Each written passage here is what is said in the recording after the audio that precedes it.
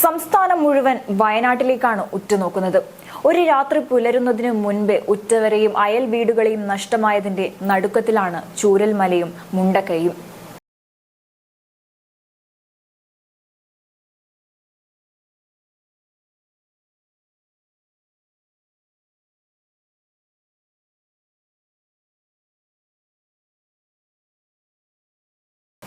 നിർത്താതെ പെയ്ത മഴയിൽ പുഴ കവിഞ്ഞൊഴുകിയപ്പോൾ നിരവധി കുടുംബങ്ങളെ ആ ഒഴുക്ക് കൊണ്ടുപോയി. വൻ ദുരന്തത്തിന്റെ വിവരം ആദ്യം അറിഞ്ഞതു മുതൽ അവിടേക്ക് ജനപ്രവാഹമായിരുന്നു വന്നെത്തിയത്. നാടിന്റെ അതിർത്തികളെയെല്ലാം ഭേദിച്ചാണ് രക്ഷാപ്രവർത്തകർ ചൂരൽമലയിലേക്ക് പാഞ്ഞെത്തിയത്. ജില്ലയ്ക്ക് പുറത്തുനിന്നും ദുരന്തമറിഞ്ഞ് കിട്ടിയ വാഹനങ്ങളിൽ രക്ഷാപ്രവർത്തകർ ചൂരൽമലയിലേക്ക് എത്തിക്കൊണ്ടിരുന്നു. എത്ര ആളുകൾ എത്തിയാലും മതിവരാത്ത സാഹചര്യമായിരുന്നു രാവിലെയെല്ലാം. ഈ സാഹചര്യത്തിലാണ് വയനാട്ടിലേക്ക് ആരോഗ്യമന്ത്രി വീണ ജോർജ് യാത്ര തിരിക്കുന്നത്. യാത്രക്കിടെ വീണ ജോർജിന്റെ വാഹനം അപകടത്തിൽപ്പെട്ടു. ബുധനാഴ്ച രാവിലെ 7 മഞ്ചേരിയിൽ വെച്ചാണ് അപകടം നടന്നത്. പരിക്കേറ്റ മന്ത്രി വീണ ജോർജിനെ മഞ്ചേരി മെഡിക്കൽ കോളേജിൽ പ്രവേശിപ്പിക്കുകയും ചെയ്തു. മന്ത്രിയുടെ വാഹനം നിയന്ത്രണം നഷ്ടപ്പെട്ട് പോസ്റ്റിലിടിച്ചാണ് അപകടമുണ്ടായത്. എതിരെ വന്ന സ്കൂട്ടർ കാറിൽ ഇടിക്കാതിരിക്കാൻ കാർ വെട്ടിച്ചപ്പോഴാണ് അപകടം സംഭവിച്ചത്. മന്ത്രിയുടെ തലയ്ക്കും കൈക്കുമാണ് പരിക്കേറ്റത്. എന്തായാലും മറ്റപകടങ്ങളൊന്നും കൂടാതെ നിസ്സാര പരിക്കുകളോടെ മന്ത്രി രക്ഷപ്പെട്ടിരിക്കുകയാണ്.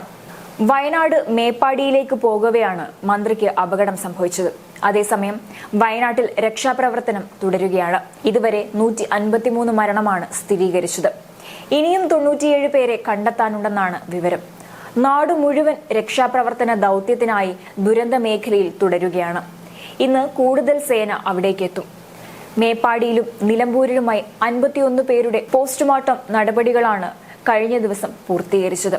പോസ്റ്റ്മോർട്ടം നടപടികൾ വേഗത്തിലാക്കാൻ വയനാട്ടിലുള്ള ഫോറൻസിക് സംഘത്തെ കൂടാതെ കോഴിക്കോട് നിന്നുള്ള ഫോറൻസിക് ഡോക്ടർമാരുടെ പ്രത്യേക സംഘത്തെ കൂടി നിയോഗിച്ചതായി ആരോഗ്യമന്ത്രി വീണ ജോർജ് കഴിഞ്ഞ ദിവസം അറിയിച്ചിരുന്നു.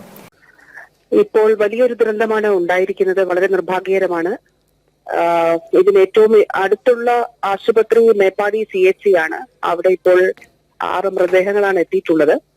സ്വകാര്യ മെഡിക്കൽ കോളേജിൽ 5 മൃതദേഹങ്ങൾ എത്തിയിട്ടുണ്ട്. ധാരാളം ആളുകൾ പരിക്കേറ്റ് എത്തിയിട്ടുണ്ട്. ആരോഗ്യ വകുപ്പിനെ സംബന്ധിച്ചിടത്തോളം ഇന്നലെ രാത്രി തന്നെ 3:30 തന്നെ ആരോഗ്യ പ്രവർത്തകരെല്ലാം തന്നെ ഈ പ്രവർത്തനത്തിന് സജ്ജമായി എത്തിയിരുന്നു.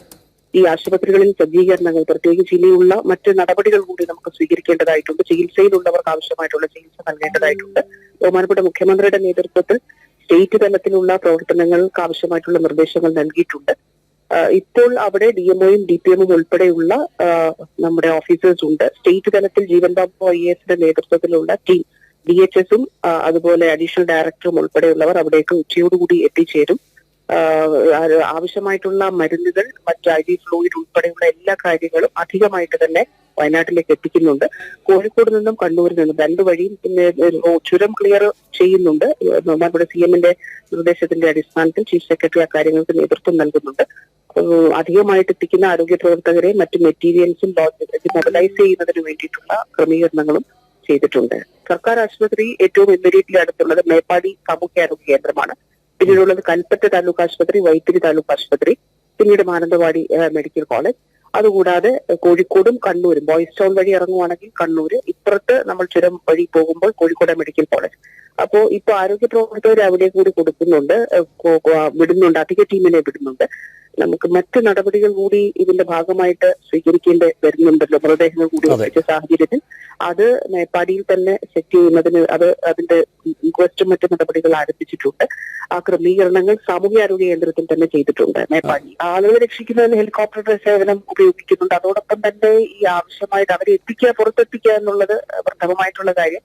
അതോടൊപ്പം മറ്റ് മരുന്നും മറ്റ് ആഹാര സാധനങ്ങളും അങ്ങനെ എത്തിച്ചു കൊടുക്കാൻ, കാരണം അവിടേക്ക് ഇപ്പൊ എത്താൻ കഴിഞ്ഞിട്ടില്ല പറഞ്ഞതുപോലെ.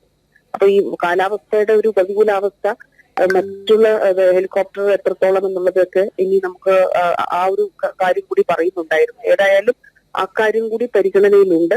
അവിടെ നിന്ന് ഫീൽഡിൽ നിന്നുള്ള ആരോഗ്യ പ്രവർത്തകർ, നമ്മുടെ ചില ആരോഗ്യ പ്രവർത്തകർ ഈ ഭാഗത്ത് അവരും ട്രാപ്ഡ് ആയിട്ടുണ്ട്. അപ്പൊ അവരിൽ നിന്നുള്ള വിവരങ്ങൾ കൂടി എടുത്തുകൊണ്ടാണ് പ്രവർത്തനങ്ങൾ ഏകോപിപ്പിക്കുന്നത്. തിരിച്ചറിയാനാകാത്ത മൃതദേഹങ്ങൾ തിരിച്ചറിയാൻ ജനിതക പരിശോധനകൾ നടത്താനുള്ള സംവിധാനങ്ങളും ഒരുക്കിയിട്ടുണ്ട്. NDRF, ഫയർഫോഴ്സ്, പോലീസ് സേനകളെല്ലാം ദുരന്തമുഖത്ത് കർമ്മനിരതരായിരുന്നു. തകർന്ന വീടുകളിൽ നിന്നും പരുക്കേറ്റവരെയും മൃതദേഹങ്ങളും അതീവ ദുഷ്കരമായാണ് പുറത്തെടുത്തുകൊണ്ടിരിക്കുന്നത്. ഇന്ന് കൂടുതൽ ദൗത്യസംഘം ദുരന്ത മേഖലയിലേക്ക് എത്തും. രാവിലെയോടെ തന്നെ തിരച്ചിൽ നടപടികൾ ആരംഭിച്ചു കഴിഞ്ഞു. 4 സംഘങ്ങളായി 150 സൈനികരാണ് രക്ഷാപ്രവർത്തനം നടത്തുന്നത്. അതേസമയം ജില്ലയിൽ 45 ദുരിതാശ്വാസ ക്യാമ്പുകളാണ് ഇതുവരെ തുറന്നത്. 3069 ആളുകളെ ക്യാമ്പുകളിലേക്ക് മാറ്റി താമസിപ്പിച്ചിട്ടുണ്ട്. ഇതുവരെ രക്ഷപ്പെടുത്തിയത് 481 പേരെയാണ്. 146 പേർ വിവിധ ആശുപത്രികളിൽ ചികിത്സയിൽ കഴിയുന്നുണ്ട്. രക്ഷാപ്രവർത്തനം തുടരുന്ന സാഹചര്യത്തിൽ മേഖലയിലേക്ക് ഇന്നും ആളുകളെ നിയന്ത്രിക്കുന്നതാണ്. അനാവശ്യ യാത്ര നടത്തുന്നവർ അത് ഒഴിവാക്കണം എന്ന നിർദ്ദേശമാണ് അധികൃതരുടെ ഭാഗത്തു നിന്നും ഉണ്ടാകുന്നത്.